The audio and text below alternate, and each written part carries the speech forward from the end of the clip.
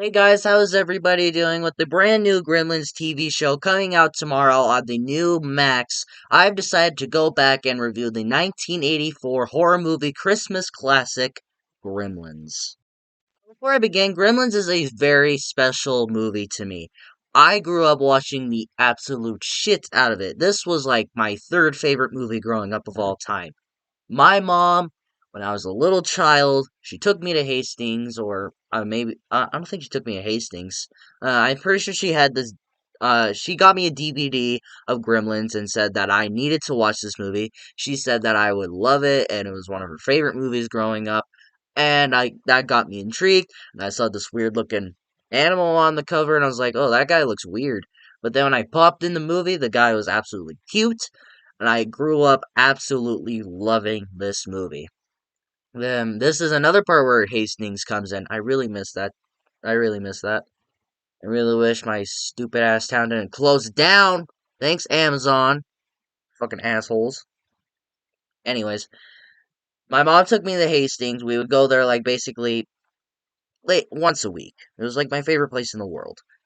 And she got me a Gizmo toy. It was my favorite thing in the world. She got me this little box and it had a toy in it, and I saw that it was Gizmo from this movie, and I just had to have it, and I would carry that thing everywhere with me. I loved that toy, and I don't know where it went. I lost it. I don't know where it went, and I'm very pissed about that. I really hope I'll find it one day, and if I do, it might be broken or dirty. Ugh. I got a better one. He even sings.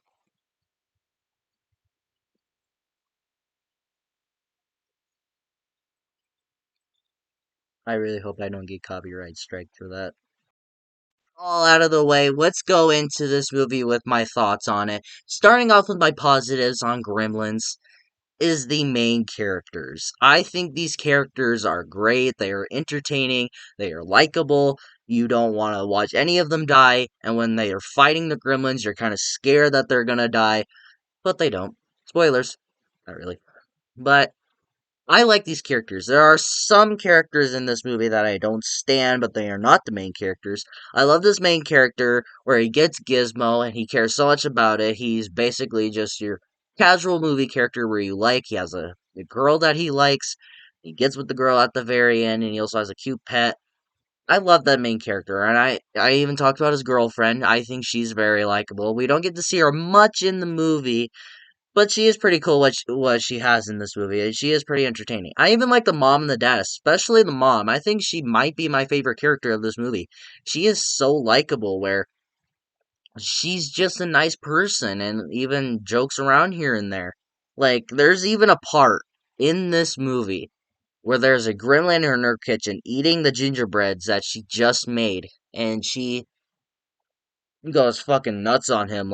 She gets like plates thrown at her, but she comes with a knife and just stabs the shit out of him until he is dead.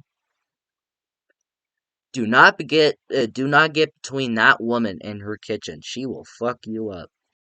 I think my main positive on this movie is the story itself. Now, we've seen stories like this before, but this is like when it was kind of like brand new. I'm pretty sure they've done it before, but this was like when it was really good.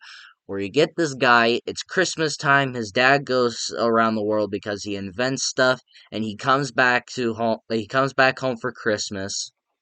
Well, not really, but he comes back home, and he gives his son this pet. And he doesn't know what it is, he doesn't even know it's a pet and when he gets it, he sees that it's this weird thing, and they call it a mogwai, and he doesn't even think that's a real name. And he calls it Gizmo, and it is one of the cutest Shit things? What? It's one of the coolest things I have ever seen, and one of the cutest things I've ever seen. And then he learns all the rules. Don't feed it after midnight. Don't get it wet. And what was the other rule? Don't get him wet. Don't feed it after midnight. And bright light. Gotta remember the bright light. How did I forget about the bright light? And he learns all this stuff and he tries his best not to get any of this stuff near him. But he accidentally fucks up and gets wet, but then he finds out it just makes more mogwais. He's like, oh, what's the worst that could happen? But it turns out these mogwais are fucking assholes, and they're just mean to everyone. They're basically 5-year-old children. That's so bad. They're basically 5-year-old children. And he accidentally feeds them after midnight, and he sees what happens when you accidentally feed these things after midnight, and then mayhem ensues. That is a great story. And by the guy who wrote this movie, Chris Columbus, who is basically went to make almost every 80s and 90s movie from your childhood at this point. I love the direction that this guy did with the writing. He did a damn good job telling this compelling story with a lot of different things here and there, and it's not just like a ordinary dog or cat, but there's actual rules with it. I and I just like that. It's a nice story, and it's probably one of the reasons that I love this movie so much is that it has a complex story. We gotta talk about the star of the show. We gotta talk about the star of this movie and this franchise, and that is Gizmo. I love that little puffball cute motherfucker. I think it's a crime how cute he is. Every time I watch this movie, you cannot get through this movie once, without looking at Cosmo and going, aw, or he is so cute. It is impossible to not even think about saying that.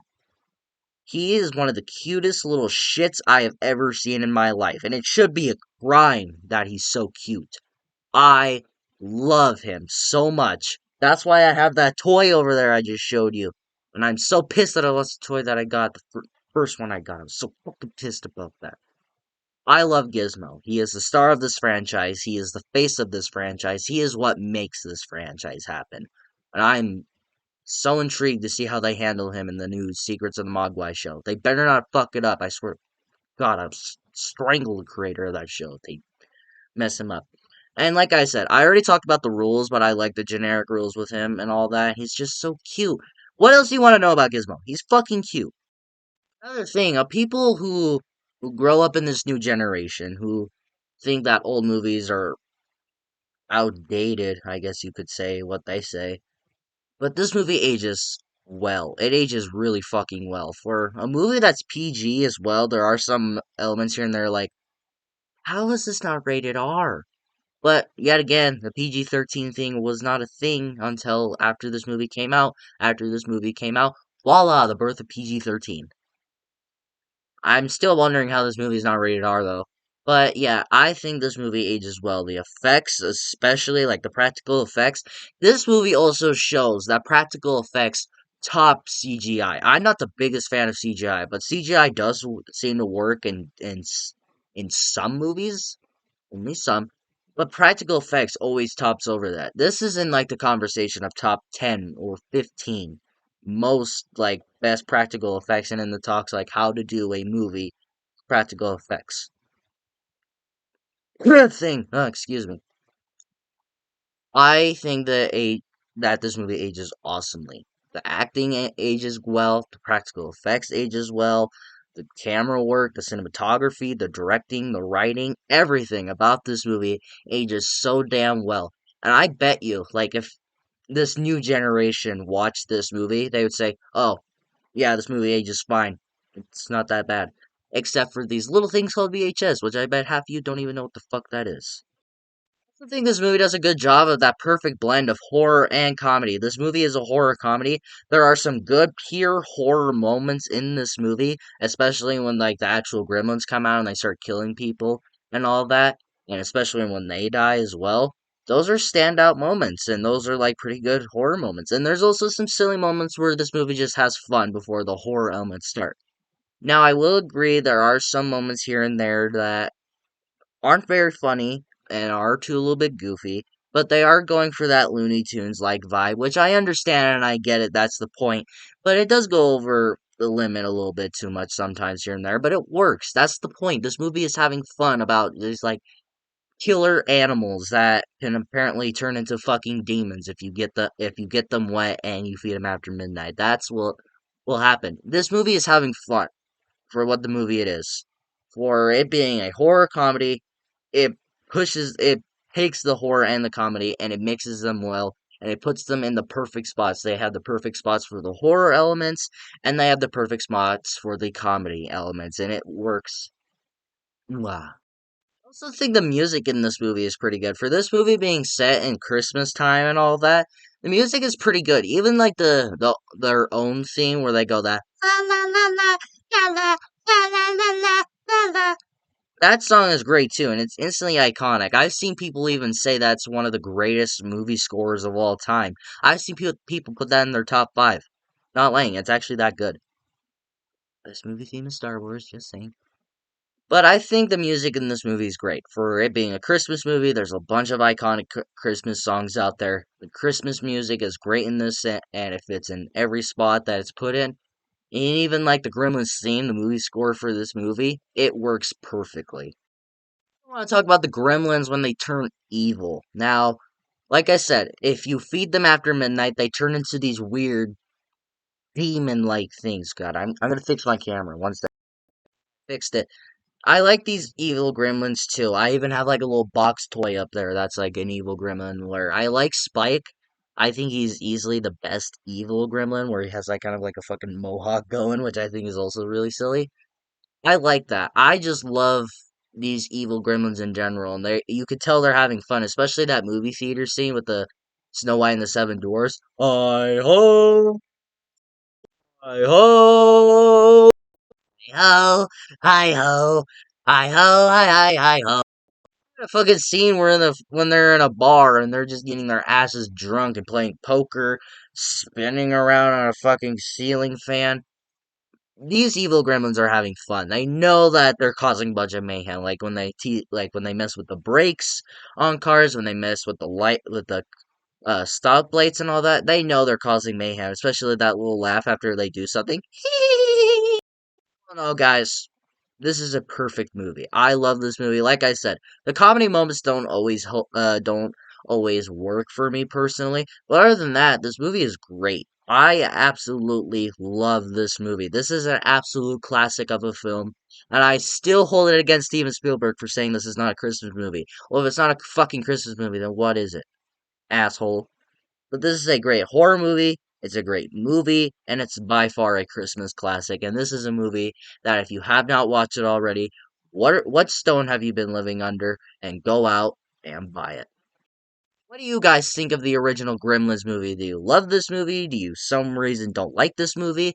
Let me know in the comments below and we will talk about it. And if you like this video, like it. And if you loved it, subscribe and hit the bell notification so you will get notified for my latest videos. But until my next video, take care.